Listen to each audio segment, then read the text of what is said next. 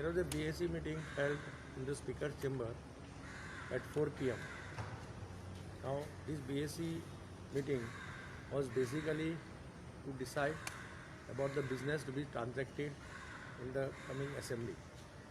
Right in the beginning, I had said that in the last assembly session, when the meeting was held in the Speaker's foyer, there was a unanimity amongst all the leaders of the parties in presence of Speaker and the Chief Minister that we agree for adjournment of the House provided the remaining number of days session is held based on the adjournment.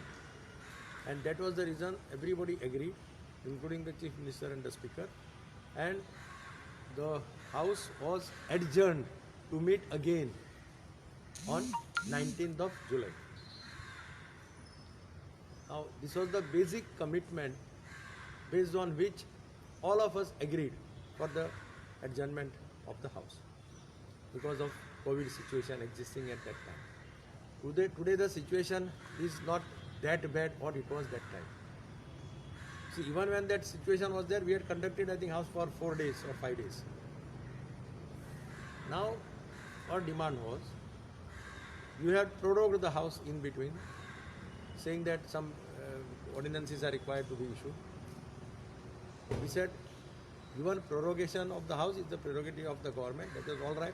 But now when you are called for the House, you have called it for only 3 days, which is against the unanimous decision taken in presence of the Speaker.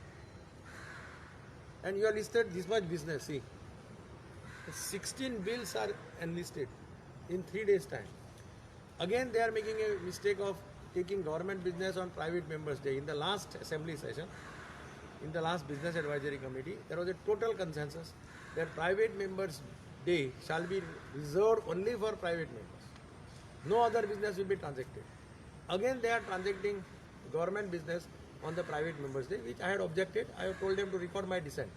I have also given them a letter in writing. I have given my objection to the Speaker in writing, saying that what is this being done is not correct. Because number of days of this year, if you see, and number of days of the session last year, if you see, I think it is creating a record. Goa never had such a position where entire demands are passed in 2 days or 3 days. Entire budget is passed in 2 days or 3 days. This is a new history is being created under the name of pandemic. Otherwise, we said that you hold virtual assembly. Now everything is online. Conferences are happening, this is happening, everything is happening. Students are being educated online. The conferences are being held. Everything is banned. One side you have lots of gatherings taking place. You have lots of felicitation programs. We are seeing felicitation programs at various places. And for session, when it is restricted to only MLAs and officers, limited officers, I don't know why government doesn't want to hold a session. Do they have anything which they don't want to come let public know? But do they have anything which members, they don't want members to come to know? And with so much of business, how sir, important bills are there? There is a bill on film shooting. There is a bill on mineral development. There is a bill on municipalities. There is a bill on Goa solid waste management. How you approve this bill without discussion, without deliberation? So this is the situation. So how many days, according to the BAC, the session should go on? No, we had suggested that you extend the House. Last time we had said that 10 days House will be held.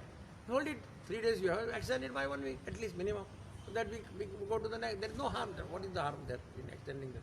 If you are holding it for 3 days, holding it for another 5 days, should not have been any problem. What is the point now in holding just for the namesake this session?